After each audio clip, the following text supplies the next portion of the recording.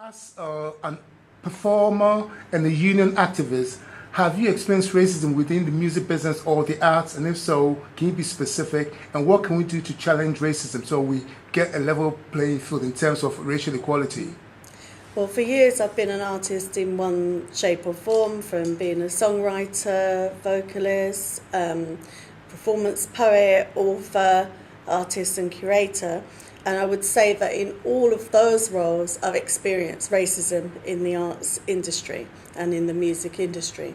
And black artists, I don't believe, are supported. They're not given the platforms, they're not given the support to get them out there.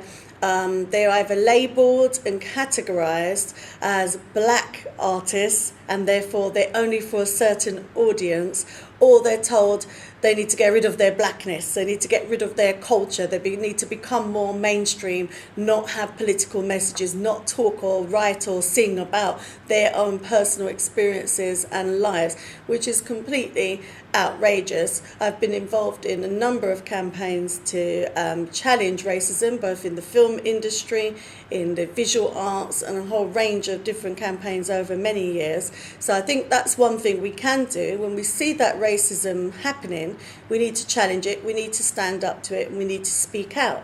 Even if it is the Beyoncés of the world, you know, who has a big following, is internationally renowned, when they start to be racist about what we're doing as black artists, we need to challenge it, we need to speak out, but we need to have unity as well. And I think for British black artists or black artists that are based in Britain, you see a lot of them are having to leave the UK, go to the USA even to try and get a foot in the door and get their careers off the ground, or to, you know, to move their careers forward.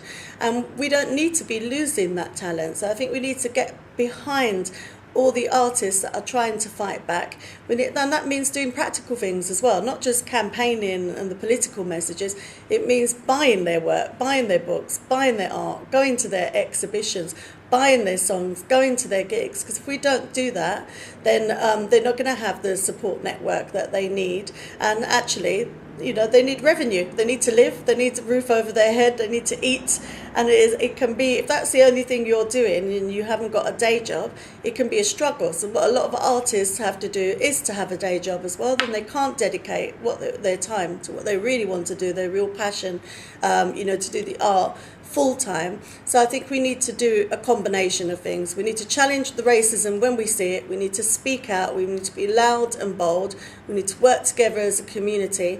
We need to back our black artists, support them, promote them, and buy their art in whatever form that is.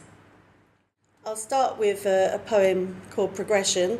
Can I say a few words about the book? It's a collection of my poetry, and some of my art and quotes are in the book.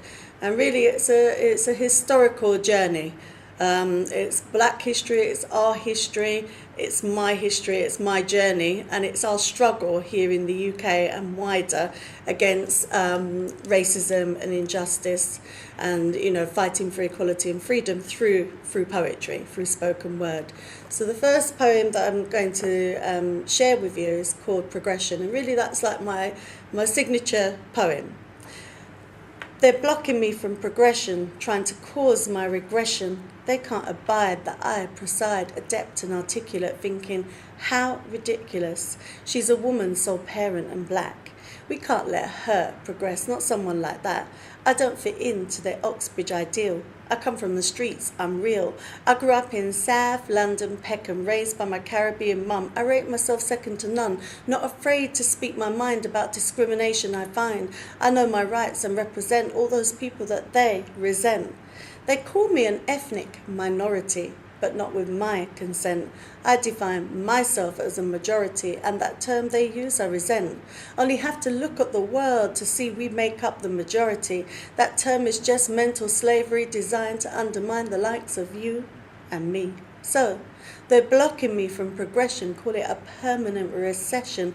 Don't want to see someone of my gender or race honour their executive boards with my grace. But when I tell them how I feel, give it to them straight. Remember, I'm real.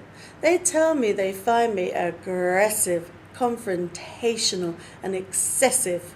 But if I was white and male, educated at Oxford, Cambridge or even Yale, They tell me they find me assertive, sensational and progressive, but I'm an ethnic majority. My ancestors fought slavery, and like a suffragette, it's not over yet, because I'll rise above them one day soon, despite their secret chants of the N-word and coon. You see, I'm fired with a flame that will burn out all their shame.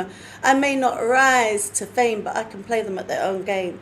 And though they won't give me a level playing field to disseminate all I yield, just remember I've combated racism, sexism, fascism and oppression simultaneously, not in succession, and I'm still standing, still achieving, and there's no way I'm leaving. They may block my progression in the workplace. See this face? They may spit at it, they may shut doors in it, they may look down at it, they may disregard it, but still I shine in the face of adversity. And I didn't need to go to university to figure out what they're about. I may be a woman and I may be black, but know something, I'm proud of that. Life isn't a concession, and I've got a confession. I overcame multiple oppression, so I sure as hell don't need permission to achieve promotion or progression. And that's the end of this lesson. Okay, so the next poem that I would like to share with you is called Tell Me About Racism. They tell me we're living in a post-racial Britain when the government are undoing race laws written. They tell me Britain's a land of equal opportunity, then in the same breath discriminate against me. They tell me I have a chip on my shoulder whilst they barricade doors with a heavy boulder. They tell me we have a very tolerant society, then say they agree with the EDL and the BNP. They tell me that diversity's always embraced.